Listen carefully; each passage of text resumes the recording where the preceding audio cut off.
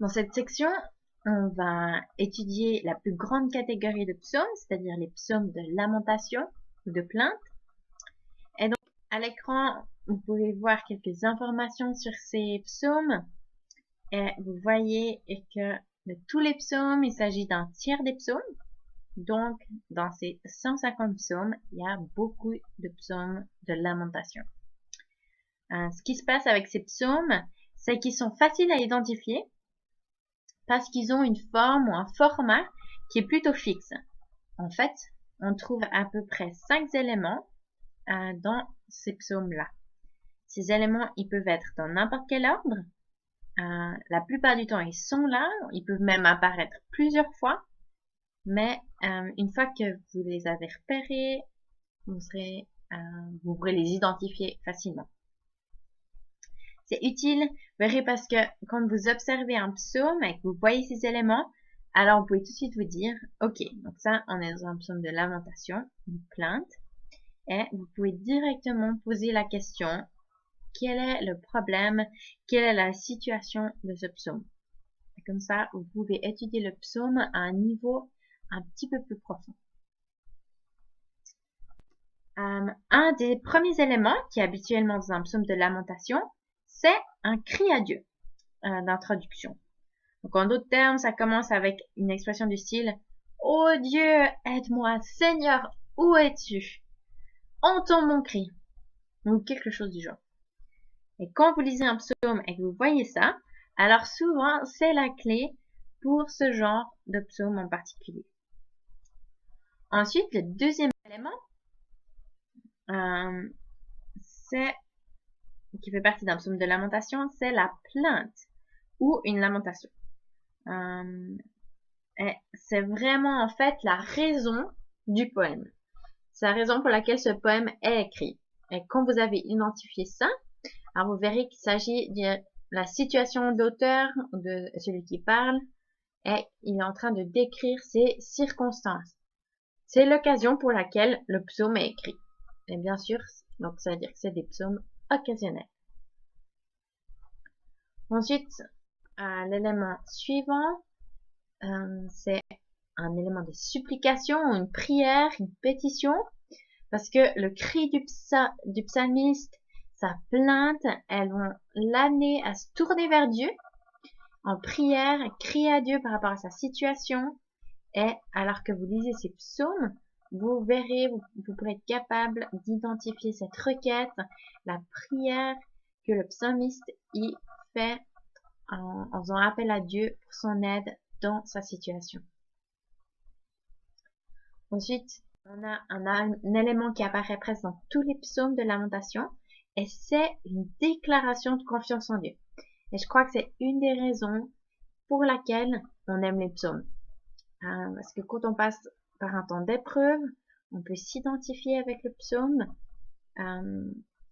Et une fois que les auteurs ils nous ont emmenés dans un endroit où ils ont pu exprimer leurs besoins, désespérer, leur tristesse, leur crainte, leur manque de confiance, ou peu importe, après ça, ils nous amènent à cette déclaration de confiance.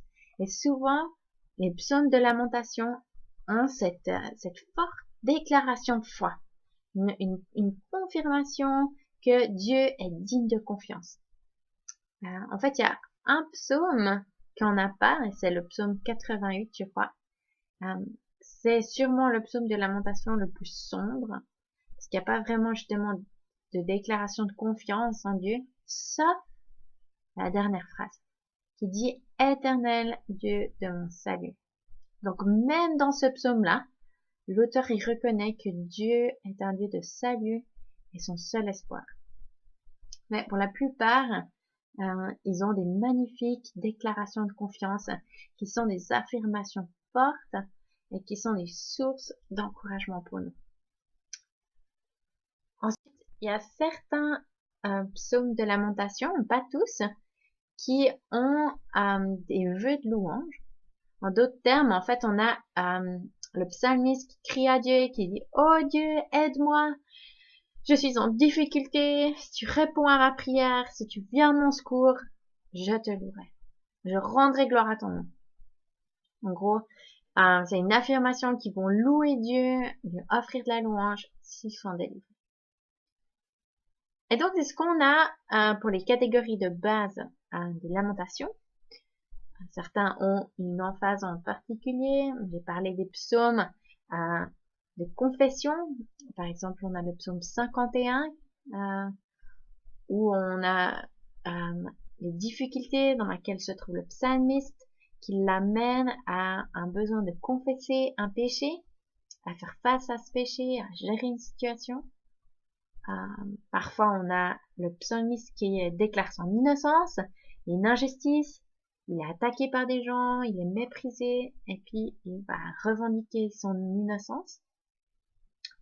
Des fois, on a une malédiction des ennemis, et ça c'est quelque chose que pour certains c'est difficile à lire, parce que certaines fois la malédiction elle est forte. On a le psalmiste qui souhaite plein de choses horribles sur ses ennemis, que ses enfants ils deviennent orphelins, que sa femme elle devienne veuve, qu'il soit brisé en morceaux, que ses os soient écrasés, et toutes sortes de choses.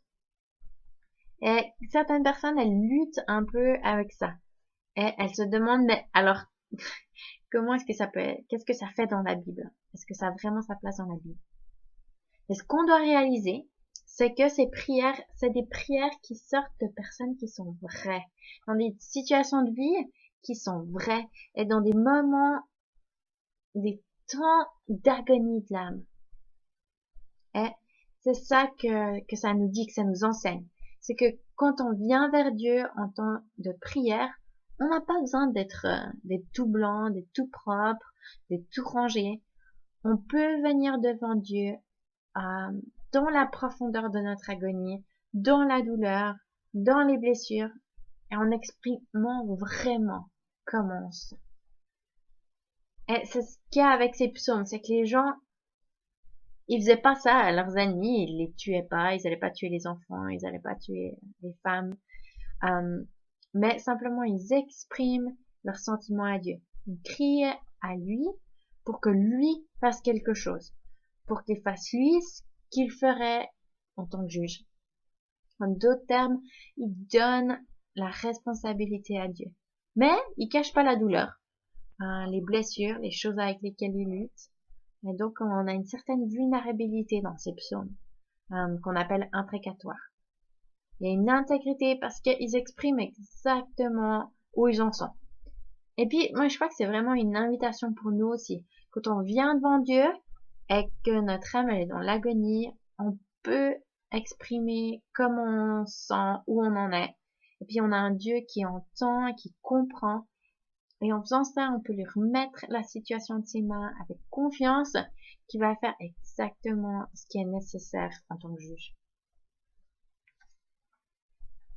Donc voilà, juste pour résumer, donc on a l'introduction avec un cri à Dieu, on a une lamentation, une plainte, on a une supplication, la prière ou une pétition, ensuite on a la déclaration de confiance en Dieu et parfois un vœu de louange.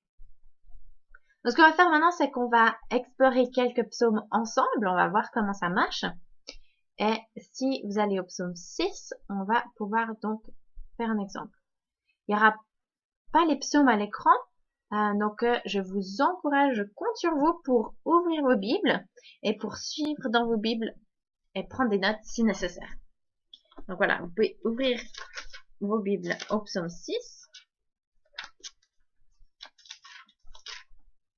Voilà.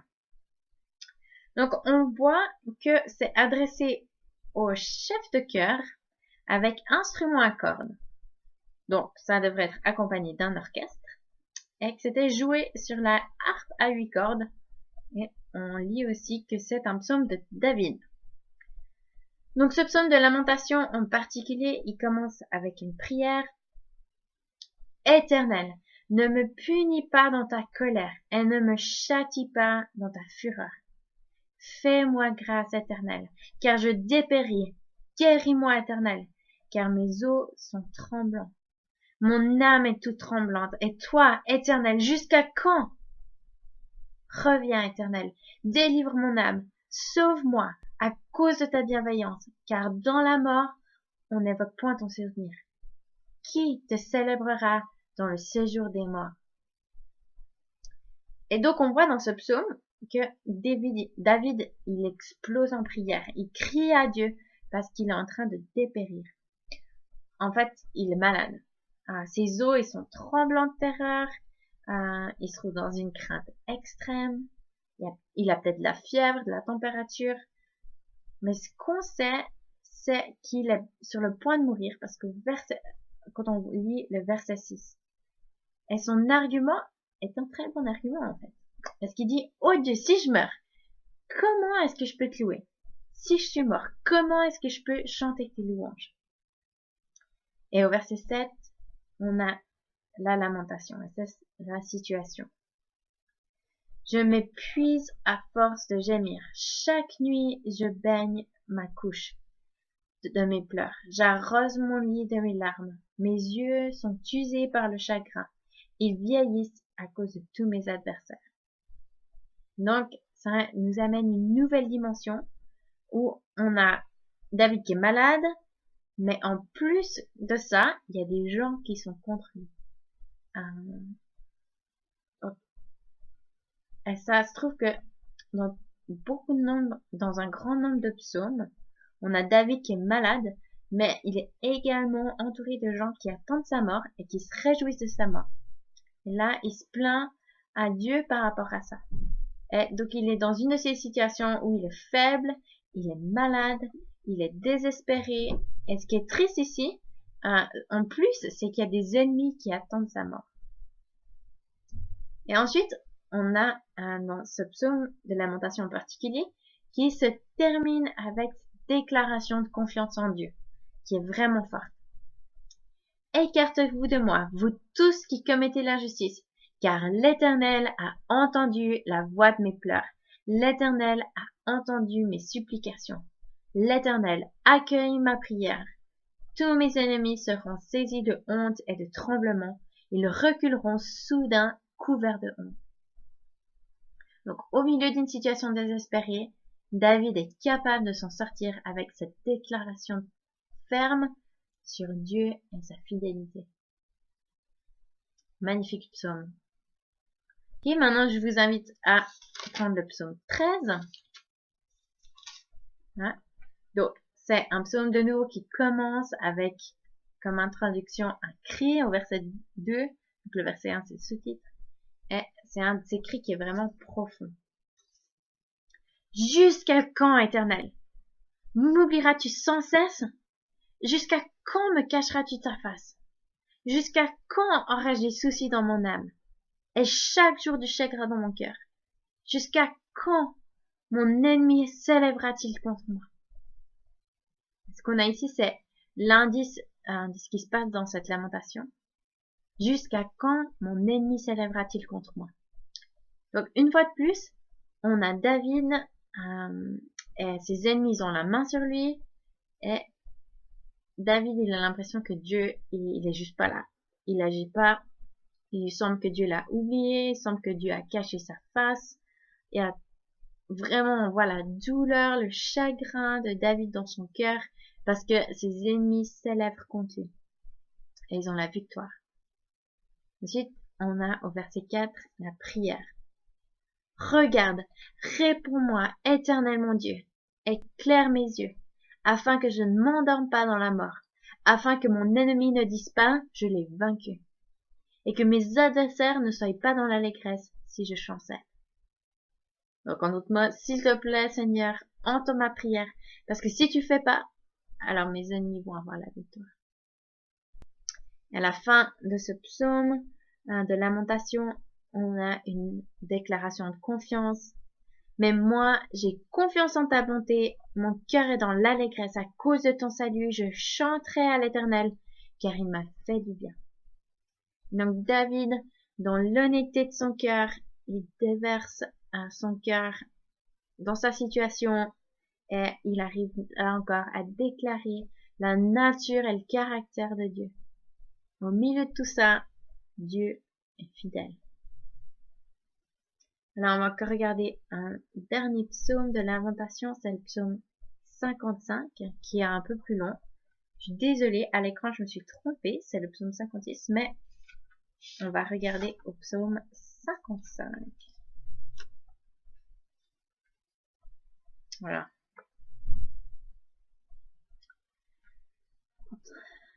Donc, c'est un poème de David et il commence à nouveau avec un appel à Dieu. Dieu, prête l'oreille à ma prière et ne te dérobe pas à ma supplication. Sois attentif à mon égard et réponds-moi. Et ensuite, on a la lamentation ou la plainte qui est assez longue. J'erre çà et là en soupirant et je m'agite à cause de la voix de l'ennemi et en face de l'oppression du méchant, car ils font s'abattre sur moi le malheur et avec colère ils m'accusent. Mon cœur tremble au-dedans de moi et les terreurs de la mort tombent sur moi. La crainte et l'épouvante m'assaillent et un frémissement m'enveloppe. Je dis, qui me donnera des ailes comme à la colombe? Je m'envolerai et je trouverai une demeure. Voici, je fuirai bien loin, j'irai séjourner au désert. Et ensuite, on a ce petit mot qu'on trouve souvent dans les psaumes. C'est pause, ou en hébreu c'est sheila. On ne sait pas vraiment ce que ça veut dire, mais apparemment en français, ils ont décidé que ça veut dire pause. Et c'est ce que la plupart des érudits pensent. C'est peut-être un interlude musical ou une pause pour méditer, mais on n'est pas vraiment sûr. Alors, on continue au verset 9. Je m'échapperai en toute hâte, plus rapide que le vent impétueux, que la tempête. Donc, une manière très poétique. Une fois de plus, on voit David qui est submergé par ses ennemis. Il est dans une grande terreur et tout ce qu'il veut, c'est s'échapper. Il est désespéré, il veut sortir de cette situation, il veut s'envoler, être délivré. Ensuite, on a une prière. Supprime, Seigneur, divise leur langue. Pourquoi? Il continue avec sa plainte. Car je vois dans la ville la violence et les querelles. Elles en font jour et nuit, le tour sur les murailles. L'injustice et l'iniquité sont au milieu d'elles. Au milieu d'elles, il n'y a que ruine. La fraude et la ruse ne quittent pas ses places. Car ce n'est pas un ennemi qui me déshonore, je le supporterai. Ce n'est pas celui qui me hait qui s'élève contre moi. Je me cacherai de lui. C'est toi, un homme comme moi, mon confident, toi que je connais bien. Et donc là, on arrive au cœur de la lamentation. La douleur immense que David y porte. C'est toi, un homme comme moi, mon confident, toi que je connais bien. Donc au verset 15. Ensemble, nous vivions dans une douce intimité. Nous allions avec la foule à la maison de Dieu. Donc tout ce psaume, en fait, c'est au sujet de la trahison. Un ami perfide, quelqu'un auquel David y faisait confiance et qui connaissait, qui tout d'un coup se tourne contre lui. Et au milieu de tout ça, il y a cette douleur qui est immense. Que la mort les surprenne. Ça, c'est une prière à Dieu. C'est une prière de malédiction, en fait, que David, il exprime, qu'il fait en exprimant sa douleur. Que la mort les surprenne, qu'ils descendent vivants au séjour des morts, car la méchanceté est sur leur passage au milieu d'eux. Et ensuite, on a la déclaration de confiance. Et moi, je crie à Dieu et l'Éternel me sauvera. Le soir, le matin et à midi, je soupire et je gémis. Et il a entendu ma voix. Par la paix, il a libéré ma vie. De la guerre qu'il me faisait, lorsqu'en nombre il se tenait contre moi. Dieu entendra et les humiliera. Lui qui depuis toujours siège sur son trône. Car il n'y a point en eux de changement. Ils ne craignent pas Dieu. Il porte les mains sur ceux qui étaient en paix avec lui. Il profane son alliance. Sa bouche est plus douce que la crème, mais la guerre est dans son cœur. Ses paroles sont plus onctueuses que l'huile, mais ce sont des épées dégainées. Donc on a à nouveau une nouvelle portion de lamentation avec les versets 21 et 22. Il nous dit ce qui s'est passé, cette trahison de cet ami. Verset 23. Remets ton sort à l'Éternel et il te soutiendra. Il ne laissera jamais chanceler le juste. De nouveau, une déclaration de confiance. Et toi, Dieu, tu le feras descendre au fond du gouffre. Les hommes de sang et de ruse n'atteindront pas la moitié de leur jour. Mais moi, je me confie en toi. Donc, vous voyez dans ce psaume de lamentation, un psaume personnel, qui est profond de David, qui a été trahi par quelqu'un de proche, et dans la profondeur de son agonie, il crie à Dieu, et il est confiant que Dieu va l'entendre, va lui répondre, et répondre à ses besoins. Donc là, on a vu quelques exemples de lamentation individuelle, et vous avez vu qu'il y a une grande diversité, et vous allez apprendre à les reconnaître en pratiquant. Et là, on va juste prendre le temps de regarder encore quelques psaumes de lamentation. Communautaire, collective, conjointe, enfin pour toute la communauté quoi, pour tout un groupe. Et on va regarder le psaume 80. Alors je vous laisse ouvrir votre Bible. Ah, j'espère qu'elle est ouverte. Hein. Je vous laisse tourner les pages jusqu'à ce que vous trouviez le psaume 80. Donc là, on a une lamentation de la part de la nation d'Israël. Et si vous faites des bonnes observations, on peut voir que c'est donc le royaume du nord d'Israël. C'est après que le royaume est divisé entre le nord et le sud. Et c'est un psaume de lamentation à cause d'une défaite qu'ils ont subie. Et ça commence avec un cri. Prête l'oreille, berger d'Israël, toi qui conduis Joseph comme un troupeau, toi qui sièges entre les chérubins, parais dans ta splendeur devant Éphraïm, Benjamin et Manassé. Réveille ta force, mets-toi en marche pour notre salut. Donc, ici, on a cette introduction avec un cri à Dieu et une prière, la supplication. Ensuite, on a donc dans ce psaume quelque chose qu'on mentionnera plus tard, c'est un refrain. Et ici, on a la première fois qu'il vient, c'est au verset 3. Ô Dieu, fais-nous revenir, fais briller ta face et nous serons sauvés. Donc, une prière. Ensuite, on a une lamentation. Éternel Dieu des armées, jusqu'à quand t'irriteras-tu contre la prière de ton peuple? Tu les nourris d'un pain de larmes, tu les abreuves de larmes à triple mesure. Tu fais de nous un objet de discorde pour nos voisins, et nos ennemis se moquent de nous. Donc, on peut voir qu'il y a une sorte de défaite ici, et ensuite, de nouveau, le refrain, la prière. Dieu des armées, fais-nous revenir, fais briller ta face, et nous serons sauvés. Ensuite, on a une remémoration de ce que Dieu il a fait. Tu avais arraché de l'Égypte une vigne, tu as chassé les nations, et tu l'as plantée. Tu as fait place nette devant elle. Elle a enfoncé ses racines et rempli le pays. Donc là, il parle évidemment de Dieu qui sort Israël d'Égypte et ensuite qui leur donne la terre. Les montagnes étaient couvertes de son ombre et sa ramure était comme des cèdres de Dieu. Elle étendait ses rameaux jusqu'à la mer et ses rejetons jusqu'au fleuve. Donc, en d'autres termes, Israël a été planté et elle prospérait. Et au verset 12, on a une lamentation. Pourquoi as-tu fait des brèches dans ces clôtures, en sorte que tous les passants la grappillent? Le sanglier de la forêt la fouille, et ceux qui se meuvent dans les champs en fait sa pâture. Dans une section un peu plus loin, on va parler de la poésie et des images. Mais ce psaume a des images vraiment puissantes par rapport à Israël. Je suis sûre que vous les reconnaissez alors que vous le lisez. Ensuite, au verset 15, on a une prière.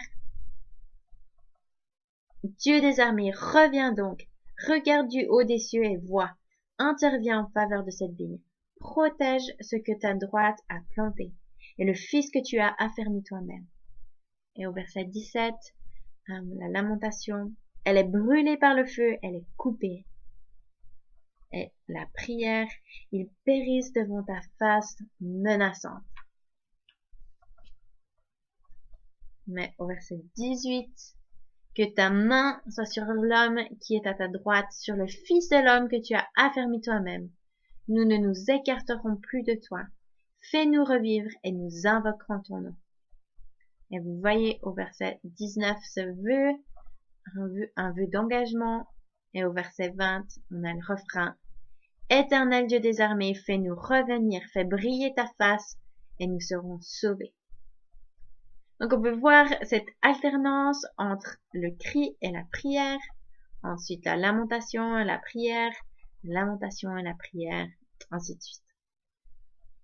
Donc alors que vous lisez ces psaumes, cherchez les différents éléments, cherchez la lamentation ou la plainte, le problème qui est exprimé, essayez d'identifier les prières qui sortent de cette situation, puis les déclarations de confiance que l'auteur y fait envers Dieu. Là, on va regarder encore un dernier psaume de lamentation, et c'est le 83. Moi, c'est juste de l'autre côté de la page. Et de nouveau, ça commence avec un cri à Dieu. Ô Dieu, ne reste pas dans le silence, ne te tais pas, et ne demeure pas tranquille, ô Dieu. Et ensuite, alors que vous lisez ce psaume, on a la plainte qui va jusqu'au verset 9. Et une fois de plus, le fait qu'ils sont dans la défaite. Donc c'est bien un psaume de lamentation collective. On voit que c'est une disgrâce nationale parce qu'ils ont perdu contre leurs ennemis. Et ensuite, on a au verset 10 une prière, c'est comme une prière de malédiction. Traite-les comme Madian, comme Sisera, comme Yabin, au torrent de Kishon. Donc, pour pouvoir comprendre ça, vous avez besoin de lire Juge 5, et aussi Juge 7 et 8.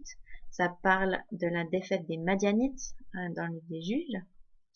Et ensuite, on a au verset 14, mon Dieu rend-les semblables au tourbillon, au chaume qu'emporte le vent, comme le feu brûle la forêt, comme la flamme embrase les montagnes, etc. Donc, on a ces prières qui viennent vraiment d'une douleur profonde et que Dieu, il doit amener la rétribution sur eux. C'est au verset 19, qu'ils reconnaissent que toi seul, dont le nom est l'Éternel, tu es le Très-Haut sur toute la terre.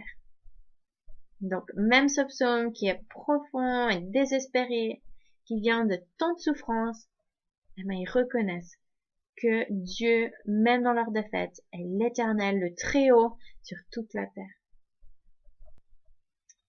Le verset 17 est intéressant parce que après toutes ces choses horribles sur les ennemis, il va dire couvre leur face d'ignominie, et la raison pour ça, afin qu'ils cherchent ton nom, ô Éternel. Donc même si toutes ces choses horribles sont priées, c'est dans le but que ces personnes elles puissent savoir que l'Éternel est Yahweh, le Dieu de toute la terre.